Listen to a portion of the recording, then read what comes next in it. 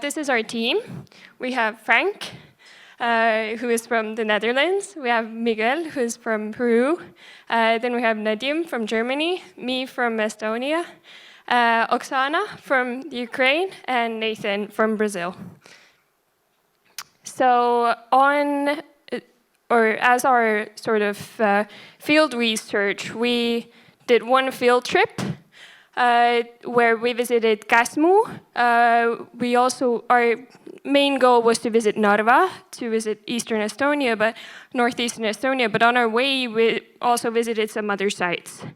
So we visited Jägala Waterfall, Kasmu, the mining museum in Kohtla-Järve, and then we also visited Narva, so Narva Castle. With us in that field trip, we did 19 interviews before the field trip and during. And on the field trip, we had 2 kids with us, but all together in this project participated 4 kids. And during this project, we also visited 5 museums altogether. So our field trip was to Narva, but since, as I will show on the next slide as well, since public transport in northeastern Estonia isn't very good, we decided to rent a car instead because it's also more convenient with kids.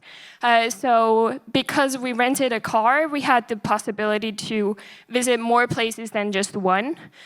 So we visited our 2 museums that we visited on the trip were the mining museum that you can see below, and then we also visited Narva Castle, that you can see on the 2 front slides, or the 2 upper slides here. So from this field trip, we put together the customer journey. What were the main points that especially the kids pointed out were that the museums were terribly boring for them. They didn't have really a lot of things that they could see or do there.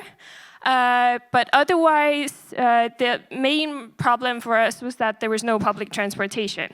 So we rented a car, we fixed that problem, and everything else sort of fell into place very nicely.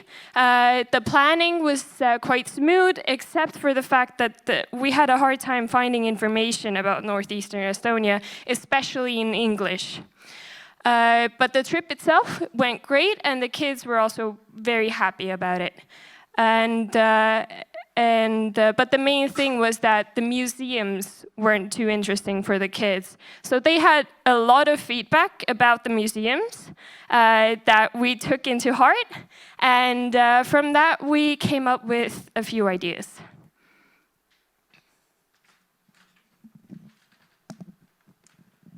Okay, so after the field trip and after the suggestions from the innovation team, we decided to take the kids to the museums here around Tallinn, because the Sea Harbor Museum is considered to be a benchmark in a really good museum. So first, me and Miguel, we went alone without any kids, just to see the museum, what are the attractions, and just by ourselves we had a great time because it's really a fun museum. And even without kids, there were some kids, some families there, and it's really funny because in the museum you have like the attractions like separated, and then the kids, they just ran past everything. You can see the kids climbing some structures that they're not supposed to, of course. But from there, we could already note some important observations and also, let's say, prepare our next trip to the museum with the actual kids, right? So we went there the next time with the kids, and they had a really great time on the Sea Harbor Museum. Because on the Sea Harbor Museum, you can shoot with guns. They have VR experiences. They have this touchpads that you can check the history of the museum. So they really had a great time there. And then we could compare like the experience there with the mining museum, which they found really boring, right? We also took kids to the occupation museum, and we also took notes there, what they liked. And after that, after the field trip and after visiting these museums, we could take a lot of observations, and those we believed are the main ones, right, that we gathered during this experience. So the first one is that kids prefer to explore and touch things rather than reading or listening, right? So kids prefer to touch or interact with things that they have in the museums, right? And they don't like, well, not that they don't like, but they prefer to do that over reading or listening. So for example, in the Sea Harbor Museum, you can, for instance, put your hand under a pipe and you can press a button and the pipe will fill up with water. And then you can learn about pressure, right? The water pressure, which is a bit of a maybe complex concept for kids, but you can learn that in an interactive way. They also, of course, in the mining museum, for instance, they don't have like simple information for the kids, right? It's very heavily explained, and then of course for kids that can be a bit boring, right? The third one is a bit of more general, but the visibility on the mining museum was not good, so the kids could not see very well inside the museum, which we explained further on one of our solutions. Yeah, as I said, also they prefer interaction and hands-on experience. So for instance, they had a great time with the guns, with the VR, and they really enjoyed the time on the Sea Harbor Museum because of those interactions. Well, they are kids, so they have a limited attention span and they get tired really quickly. So for instance, during the guided tour, like after 5 minutes, they're like, okay, can we go now? Because whatever, this is really boring. But of course, for us was interesting, but for kids, it's a bit, they want to play along. And another thing that we observed is that they prefer to talk with the parents, or for instance, they prefer to dialogue with us, the people that brought them to the museum. They prefer to talk with us rather than a guide. So that's another thing that we observed during the experience. And now I'll pass to Oksana. So our goal was to improve experience of families who travel in Eastern Estonia, and to do so we used approach how might we to generate possible focus areas we can work with to improve this experience. That's how we came with quite a variety of ideas, which were very diverse, starting from how can we facilitate process of trip planning in Eastern Estonia, and how can we advertise these destinations. But then we realized that it doesn't make a lot of sense to advertise this place or make them more popular until we don't have really good product. That's how we decided to go for a question, how can we improve mining museum and make it more interactive for kids? So our solution was based on two main principles. The first one was co-creations with kids, because we cannot make solution for kids without kids. That's why on each stage of our research we engaged actively kids, asked for their feedback, observe them and have interviews with them. And another one was gamification, because our observation was that kids are really engaged and excited about museum experience when there are some gamification elements embedded.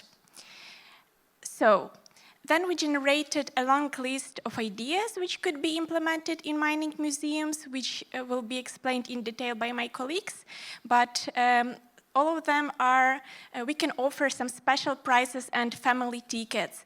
We can offer reward-based scavenger hunt, interactive learning for kids instead of just listening, dialogue instead of guided tours, parents' guides, which could help parents understand how they can interact with kids and how they explain about different artifacts in museum for kids in an easy way. Also ensure that kids can try all experience firsthand, providing different simulation facilities, VR games which simulate process of mining, and also video mapping. And some of the best ideas we elaborated in the details.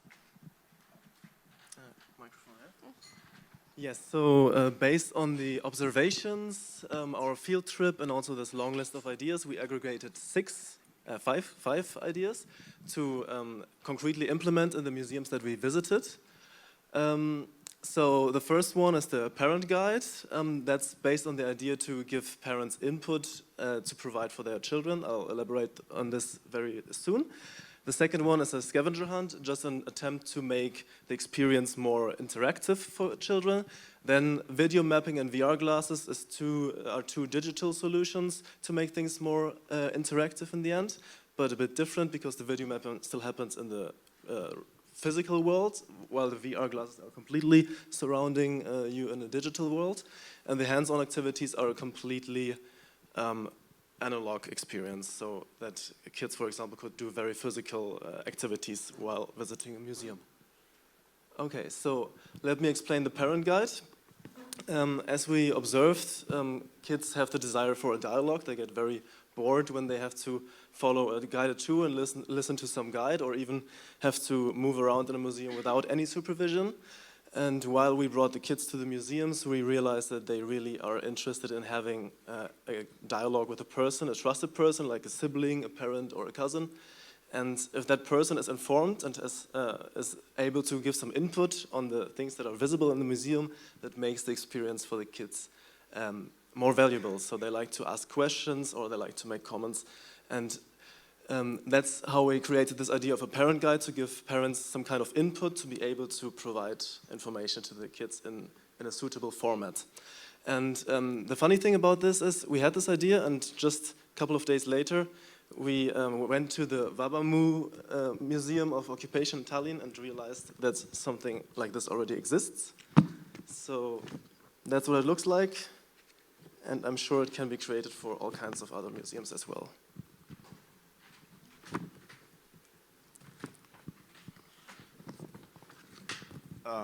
Hello. So the next solution we decided is the scavenger hunt.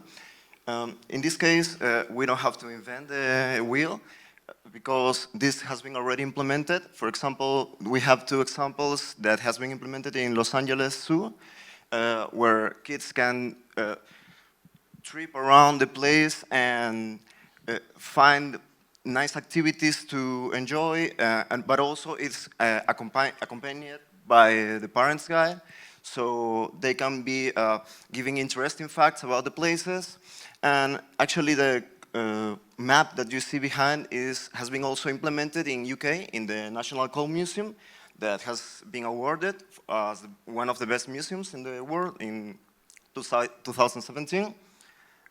So we know that this works. And the third solution that we also noticed when we went with kids is the VR experience.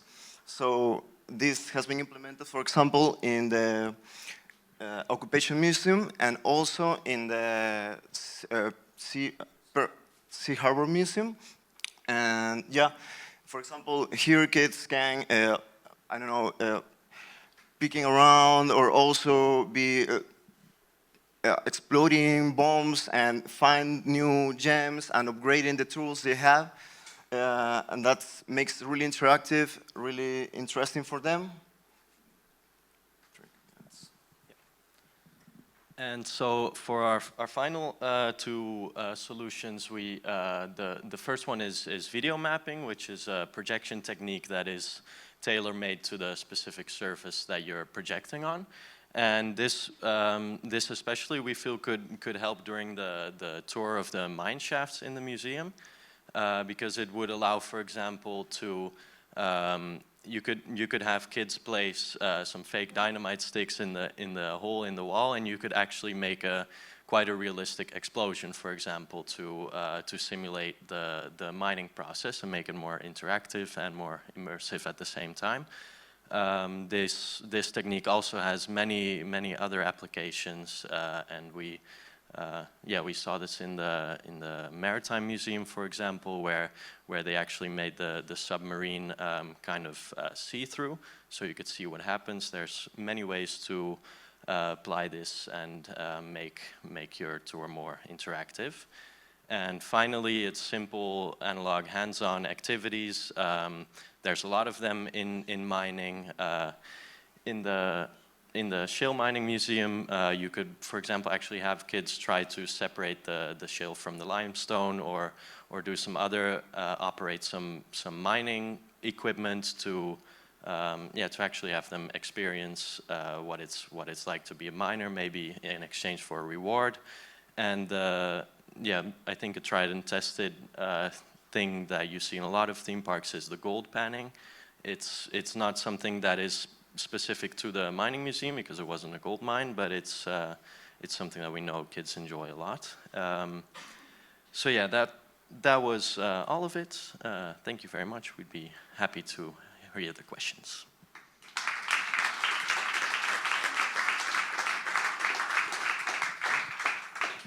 All right, how many of you have been with children to the museums? And how long did they last, their interest? And were you able to see what you wanted to see? Maybe a few comments from the crowd.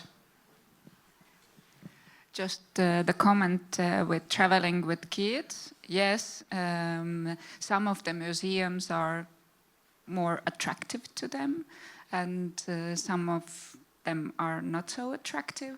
But it was really good that you traveled with kids, because if you don't do that, you just like you paid attention to that, that some of their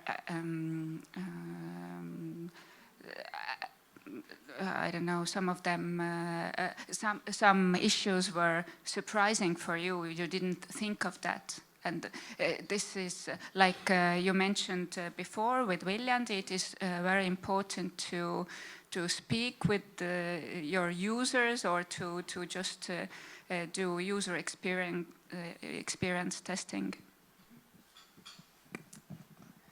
Does anyone from the crowd have a question? Any feedback on? Yes. I just wanted to comment that some things you suggested, that this hands-on digging, gold digging, or it's actually very, very simple. And it's strange that even we don't think of these very simple hands-on solutions like sand and shovel, that this is the entertainment that modern kids need and might find exciting. And it's also a way to show them that there is world behind the computer or a mobile phone, that maybe we don't even realize that in this world of digitalization and use of mobiles, we should maybe not invent, but bring the kids back to simple things that they are not used to experiencing anymore. Yes, that was also the case with Viljandi when we were talking with the group, and we thought about what if you're there off season, that you cannot swim in a lake, and it's as if not an attraction rather than a sight. On the other hand, you can always make a castle out of sand, or later maybe out of snow. So there are sort of these natural resources around you that children gladly play with, but sometimes they perhaps need encouragement, and also parents need encouragement, that maybe you should just let them play and get wet. Any other comments? I have a question. Did any specific things come out of your research regarding the age of children? For example, if we think of maybe age 7 to 10, I don't know, 10 to 14, sort of, who were your main target users at the moment, and what were perhaps the things that you noticed?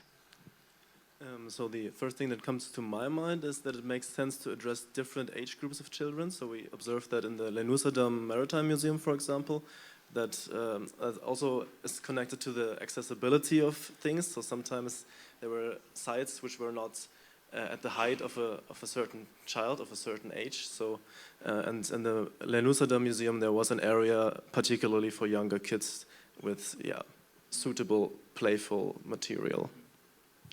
In the Museum of Occupation, I saw the difference that just a few years can make. So we had a 9-year-old girl with us and then a 12-year-old boy.